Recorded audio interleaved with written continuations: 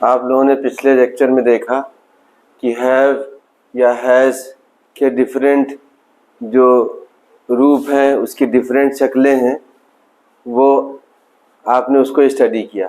यहाँ एक बार कोशिश की गई है आपको रिमाइंड कराने के लिए कि पिछले जो स्ट्रक्चर्स जिनमें हैज़ हैव का यूज़ किया गया है वो एक बार आपके सामने फिर लाया जाए। यहाँ आप देखिए कि इस स्ट्रक्चर में पिछले लेक्चर में कि यहाँ हैज़ हैव के साथ वर्ब की थर्ड फॉर्म आई है। जैसा कि हमने बताया कि यह शो करता है प्रेजेंट को, और प्रेजेंट में ये सारे ही प्रेजेंट को बिलोंग करते हैं। समझ रहे हैं? यहाँ पर हमने ये शो भी किया आपको स्ट्रक्चर। तो ये प्रेजेंट है जिसको आप ट्रेडिशनल किताबों में प्रेजेंट परफेक्ट कहते हैं, ठीक है। ये है अंडर ऑब्लिगेशन, जहाँ कोई मजबूरी है, और ये नाउन के साथ एक कॉम्बिनेशन है। ये आपने देखा कि मैं जीत गया हूँ, यहाँ तीनों सेंस जो है वो एक ही फार्मूले से, एक ही रूल से गवर्न होंगे। मैं जीत गया हूँ, आई हैव वॉन, चाहे ये कहिए कि मैं जीत चुका हूँ। आमतौर पर हिंदी की किताबों में जहाँ टेंसेस को पढ़ाया जाता है वहाँ चुका है का ही प्रयोग किया जाता है, लेकिन वो खाली चुका नहीं, बहुत सारे सेंटेंसेस में कर लिया है, दे दिया है, लिया है, ऐसे। तो इस बात का आपको फिर नहीं पता चल पाता कि चुका है तो अगर गया, वह चला गया है तो किस टेंस में जाएगा। इसलिए इसकी जो पहचान, आइडेंटिटी आपको बताई गई हुई है कि जो काम वर्तमान में, प्रेजेंट में पूरा हो गया है वो इस स्ट्रक्चर से, इस फार्मूले से गवर्न होगा, उसको इसी तरह से ट्रांसलेट करेंगे। अब आइए, एक ही वर्ब को चुना गया है। यहाँ पर भी जो कोई काम आपके लिए करना ज़रूरी है, इसको आप कहते हैं ना, मुझे जीतना है, या मुझे हर हाल में जीतना है, या मुझे जीतना पड़ता है, या जीतना मेरे लिए ज़रूरी है। ये सारी बातों को इसी स्ट्रक्चर में ट्रांसलेट किया जाएगा। और इसका निगेटिव भी है, अभी निगेटिव पर बाद में आएंगे। अब यहाँ पर हम ये बताना चाह रहे हैं कि यहाँ पर हैज़ और हैव जो आया है, चाहे इस स्ट्रक्चर में हो चाहे इस स्ट्रक्चर में, ये एक हेल्पिंग वर्ब की तरह से यूज़ किया गया। ये एक्सिलरी वर्ब है, ये मेन वर्ब नहीं। जैसा कि हमने पहले भी आपको बताया कि एक्सिलरी वर्ब जहाँ है वहाँ पर एक मेन वर्ब भी ज़रूर होगा, और ये मेन वर्ब है आपके सामने। इसको पहले बताया जा चुका है, एक बार फिर बता रहे हैं। तो मेन वर्ब का मतलब जिससे पूरे सेंटेंस का मीनिंग चेंज हो जाता है।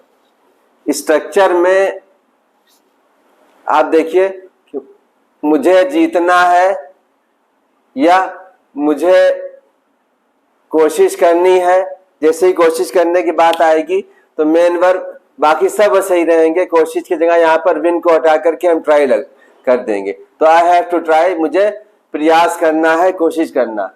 फिर इसी तरह दूसरे सब्जेक्ट, अगर आपको दूसरा कोई सेंस कहना है कि मुझे जो है पढ़ाना है तो आई हैव टू टीच, मुझे बताना है I have to tell, right. तो ये मेन वर्ब है। तो ये मेन वर्ब जब है तो हेल्पिंग वर्ब वहां पर इसके कॉम्बिनेशन ही में आ सकता है। अगर मेन वर्ब है बहुत सारे स्ट्रक्चर में तो आप देखें वहां पर हेल्पिंग वर्ब, जैसा कि पहले स्ट्रक्चर में आपको बताया गया जहां प्रेजेंट एक्शन की बात होती है, नॉर्मल बिहेवियर की, वहां पॉजिटिव स्ट्रक्चर में कोई हेल्पिंग वर्ब नहीं लगाया जाता, ठीक है। तो यहाँ पर यह भी हेल्पिंग वर्ब है, यह भी हेल्पिंग वर्ब है। अब हम आते हैं इस स्ट्रक्चर पर। यहाँ पर आप देखिए कि यही मेन वर्ब है। ये हैज़ हैव जो है, इसमें कंफ्यूजन ना हो इसलिए बार बार उसको रिवीजन किया जा रहा है कि ये मेन वर्ब है, और इस मेन वर्ब तो जरूर है, लेकिन जब तक इसमें कोई नाउन को नहीं जोड़ा जाएगा ये it makes no sense unless we have some noun after it. आपके समझने के लिए हमने बता दिया कि अगर आप देखें तो एक बार फिर, जैसा कि हमने कहा था कि ये प्रेजेंट एक्शन को, नॉर्मल बिहेवियर को शो कर रहा। मेरे पास समय है, आई हैव टाइम। मेरे पास समय था, आई हैड टाइम। यहाँ पर चेंज जो है ये मेन वर्ब है ना, इसकी सेकेंड फॉर्म हो गई हैज हैव, चाहे हैज हो चाहे है वो, उसकी सेकेंड फॉर्म हैड होगी। मेरे पास टाइम था, मेरे पास समय होगा। ठीक है, अब इसको आप दूसरे शब्द चीज़ों को भी चेंज कर सकते हैं। यहाँ चेंज करने के लिए आप देखिए स्ट्रक्चर वही रहेगा, नाउन को बदलेंगे तो दूसरी बात कहनी होगी तो हमको दूसरा नाउन यूज करना पड़ेगा, राइट।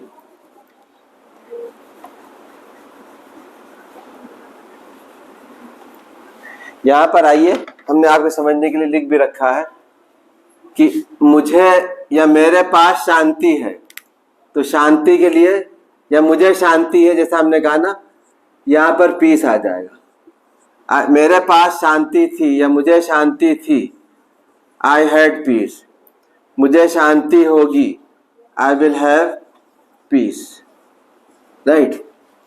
यहाँ कोई भी चीज लगाए, यहाँ दूसरा सेंटेंस भी हम आपको यूज करके बता सकते हैं। मेरे पास शांति है, शांति है। मेरे पास शांति थी। अब यहाँ देखिए शांति आए तो यहाँ था की जगह थी लगा दिया। मेरे पास शांति होगी, ठीक है।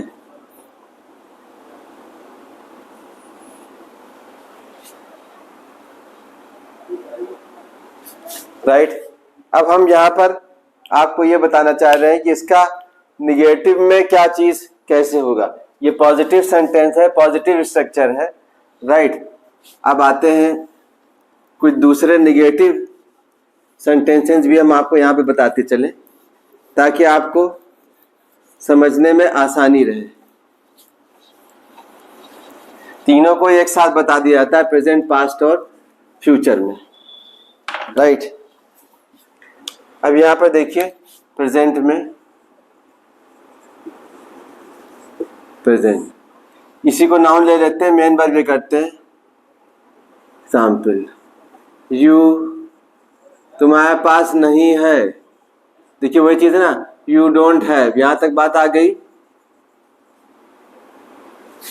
दया, तुम्हारे पास दया नहीं है, इसकी हिंदी में भी लिख दी जाएगी आपके समझने के लिए। और फिर देखिए ये तो उस स्ट्रक्चर का निगेटिव है जो हमने आपको बताया था SV1। यहां पर फिर आइए, तुम्हारे पास दया नहीं थी, यू डिड नॉट हैव, यहां तक हो गया। फिर जो चीज नहीं थी उसके पास, you did not have mercy, right. तुम्हारे पास दया नहीं होगी, जिसके पास भी नहीं होगी उसको आगे सब्जेक्ट बना दे, you will not have mercy, right. इसका मीनिंग भी लिख दिया जाता है हिंदी में। तुम्हारे पास, देखिए हमने आपको बताया था कि तुम्हारे वैसे योर होगा, लेकिन नहीं, यहाँ पर यू जो सब्जेक्ट, जब भी सेंटेंस की शुरुआत होगी तो वहां सब्जेक्ट की शक्ल लिखी जाएगी, हिंदी के अर्थ के हिसाब से नहीं होगी। तुम्हारे पास दया नहीं है, ठीक है। तुम्हारे पास दया नहीं थी,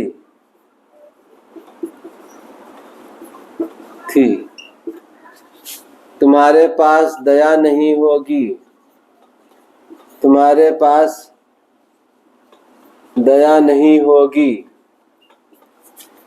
इसको आप रहम भी कह सकते हैं दूसरे शब्दों में। दया का मतलब रहम। तुम्हारे पास दया नहीं होगी।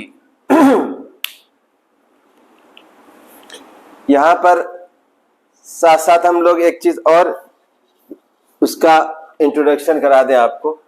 ये तो आप पहले पढ़ चुके हैं, इसलिए ज्यादा उसमें सोचने की जरूरत नहीं। सिर्फ कंपैरेटिव चार्ट के लिए हमने तीनों चीज साथ में रखी। असल में हम बताना जो चीज चाह रहे थे वास्तव में, अब आप यहाँ पर आके देखेंगे कि वो क्या चीज है, ठीक है। वो ये है कि अलग अलग पार्ट्स ऑफ स्पीच के साथ हमने जैसे बताया अलग अलग स्ट्रक्चर है, उसका कॉम्बिनेशन है। बहुत आसान है, देखिए पार्ट्स ऑफ स्पीच का जब तक आपको ज्ञान नहीं होगा तब तक स्पीकिंग हो चाहे राइटिंग हो चाहे कंपटीशन हो तब तक आप सही बात समझ नहीं पाएंगे और इसका कन्वर्जन भी अभी आपके सामने आएगा। अब हम आपको यहाँ इसी एग्जाम्पल से एक्सप्लेन बताना चाहते हैं कि देखिए ये किस तरह से अलग अलग स्ट्रक्चर में अलग, आप नाउन के स्ट्रक्चर में चल रहे हैं तो क्या चीज आएगी और एडजेक्टिव के स्ट्रक्चर में चल रहे हैं तो क्या चीज आएगी। ठीक है, यहां पर आप देखिए कि आई हैव ऑनेस्टी। ठीक है, I have honesty. You have mercy. You have mercy. They have patience. ये बहुत इंपॉर्टेंट वर्ड है, भी आपको आगे चल के पता चलेगा। यहाँ पर ग्रामर पॉइंट भी बहुत बड़ी इन्वॉल्वमेंट है। तो ये आपका जो है ये नाउन है। ठीक है, ये भी नाउन है और ये भी नाउन है। इसको हम क्या कहते हैं, धैर्य। ये तो स्ट्रक्चर आपका मेन वर्ब वाला स्ट्रक्चर है, जहां पर हैज या हैव मेन वर्ब का काम कर रहा है। ये भी यही स्ट्रक्चर है, इसलिए दोबारा लिखने का कोई मतलब नहीं, इसके साथ नाउन आया। अब हम आपको बताने जा रहे हैं एक नई चीज। अगर यही चीज एडजेक्टिव के स्ट्रक्चर में आ जाए तो ये इसका कॉम्बिनेशन, इसको और डिटेल में बताया जाएगा नेक्स्ट लेक्चर में। अभी यहाँ सिर्फ आप ये समझिए, प्लस एडजेक्टिव। चाहे आप नाउन के कॉम्बिनेशन में कोई चीज पढ़ें, चाहे आप एडजेक्टिव के स्ट्रक्चर में करें, यहाँ पर आपको एक ही सेंस होगा लेकिन स्ट्रक्चर बदल जाएगा। अभी आप देखिए, बहुत आसान है समझने में, थोड़ा सा ध्यान देंगे। नई चीज में बहरहाल थोड़ा सा दिक्कत होती है कि मेरे अंदर या मुझ में ईमानदारी है। भाई इसी बात को हम इस तरह से तो कह सकते हैं कि मैं ईमानदार हूं। अब यहां पर ईमानदार हूं का जो कॉम्बिनेशन है, इसे आपने देखा कि है हूं हो को प्रेजेंट डेफिनेट में ले जाते हैं। ये प्रेजेंट डेफिनेट टेंस में तो आपको नॉर्मली नहीं देखने को मिलेगा, लेकिन हम आपको बता दें कि ये भी प्रेजेंट इंडेफिनिट को ही बिलोंग करता है। I am honest. ठीक है, मैं ईमानदार हूं। ठीक है, अब यहां पर तुम्हारे अंदर दया है या तुम में दया है, इसी बात को हिंदी में जब आप कह लेते हैं तो हिंदी की सेंटेंस चाहिए। तुम में दया या तुम्हारे अंदर दया, इसको हम दूसरी तरह से कह सकते हैं कि तुम दयालु हो। आगे बात समझ में, तुम दयालु हो, चाहे ये कहे या तुम्हारे अंदर दया है, एक ही बात तो है ना भाई। तुम दयालु हो। अब ये दयालु क्या है, ये क्वालिटी बता रहा है, और क्वालिटी जो चीज बताएगी वो एडजेक्टिव हो जाएगी। You are merciful. Merciful, you are merciful. देखिए स्ट्रक्चर में बार बार बताने की जरूरत नहीं है कि ये एडजेक्टिव इस स्ट्रक्चर से आप मिला सकते हैं। यहां एक बात और भी बता दें, बहुत यूजफुल है, कभी इस पर ध्यान नहीं जाता कि जिस भी सेंटेंस में इज एम आ रहेगा, चाहे वहां पिछले स्ट्रक्चर में आपने देखा जहां कंटिन्यूअस टेंस आ रहा है,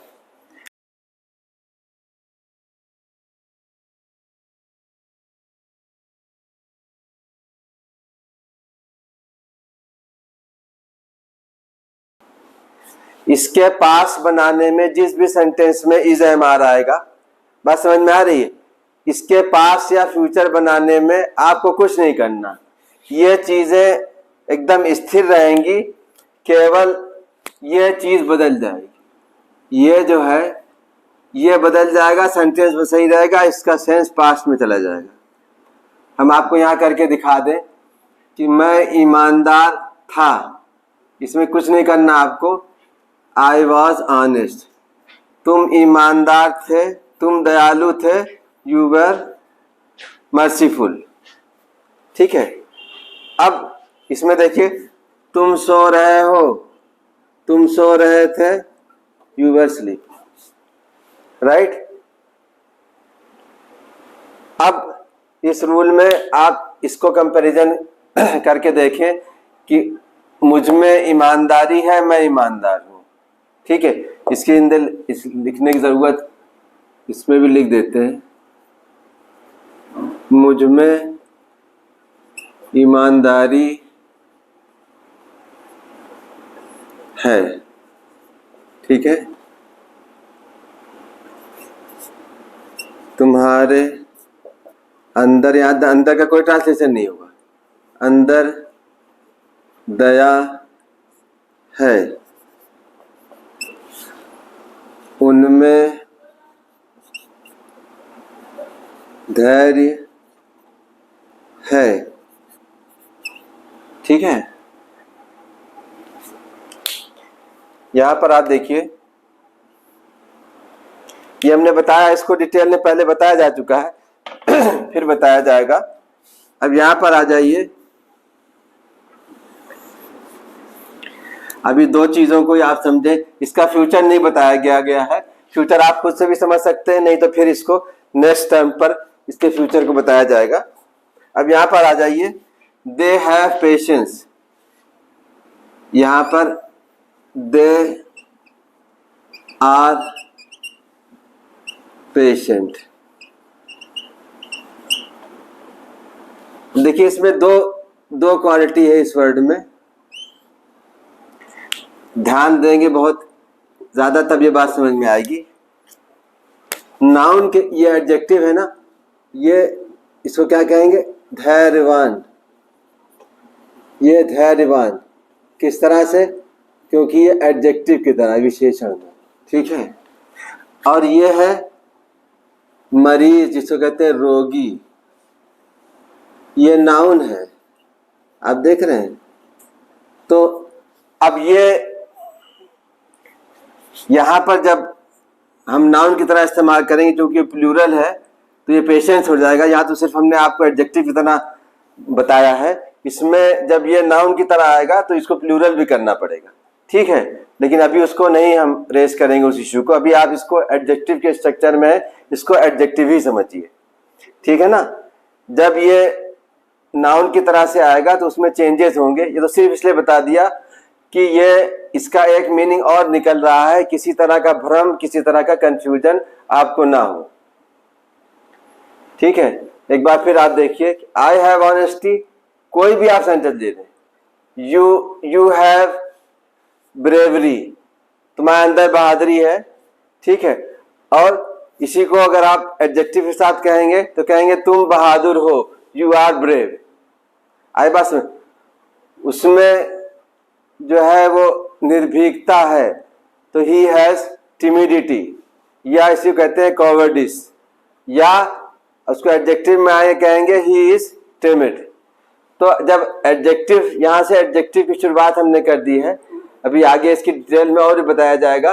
जैसे आई एम रेडी, मुझे खुशी है, खुशी करने से क्या, अगर कहेंगे मुझे खुश है, कैसा लग रहा है, नहीं लग रहा है, सही ना, मुझे खुश है नहीं कहें, क्या है, मुझे खुशी है, तो खुशी यहाँ पर नाउन की तरह से इस्तेमाल होगा। इसके साथ मुझे, मैं खुश हूं, वो ज्यादा सही होगा, आई एम हैप्पी। तो चाहे आप ये कहिए आई एम हैप्पी या आई हैव हैप्पीनेस, ठीक है, दोनों का सेंस लगभग एक है, लेकिन चूंकि अलग अलग एडजेक्टिव, अलग अलग पार्ट्स ऑफ स्पीच का यूज किया गया है, इसलिए उनके स्ट्रक्चर भी अलग अलग होंगे। ऐसे बहुत सारे, देखिए हर वर्ड की अपनी इंपॉर्टेंस है। डिक्शनरी के अंदर आपने देखा हो शब्दकोश में कि हर शब्द के आगे लिखा रहता है कि ये कौन सा पार्ट ऑफ स्पीच है, तो क्या बेकार ही में लिखा हुआ है। जैसा कि हमने शुरू में आपको बताया कि मैं खाता, मैं जो है, खाना एक शब्द है, तो खाना मैंने फूड भी, खाना मैंने ईट भी। तो जब तक आपको ये पता नहीं चलेगा कि ये कौन सा पार्ट ऑफ स्पीच है, आप यूज नहीं कर सकते। यहाँ देखिए at the end of the this lecture एक चीज आपको और भी दिखाना चाह रहे थे कि ये एक डिक्शनरी है बहुत काम की, और इसको आप ढूंढ करके ले लें। इसके अंदर बहुत काम की बातें हैं और जितनी आपकी ज़रूरत है उससे ज़्यादा इसमें चीज़ें मौजूद हैं। सबसे अच्छी बात है रेयर है, थोड़ा इसको आपको ढूंढना पड़ेगा, ढूंढ करके मिल सकती है, लेकिन इसके अंदर बहुत काम की चीज़ें हैं, बहुत छोटे छोटे सेंटेंसेस भी हैं। थोड़ा रेयर है, मतलब है, ये मुश्किल से मिलेगी लेकिन मिल जाएगी ढूंढ करके फ्लिपकार्ट पे या अमेजन पे। तो आपको इससे बहुत फ़ायदा होगा कि आप अपने फ्री टाइम में जब भी देखना चाहें चीज़ों को तो यहाँ से वेरीफाई कर सकते हैं, सही बात को समझ सकते हैं। ठीक है।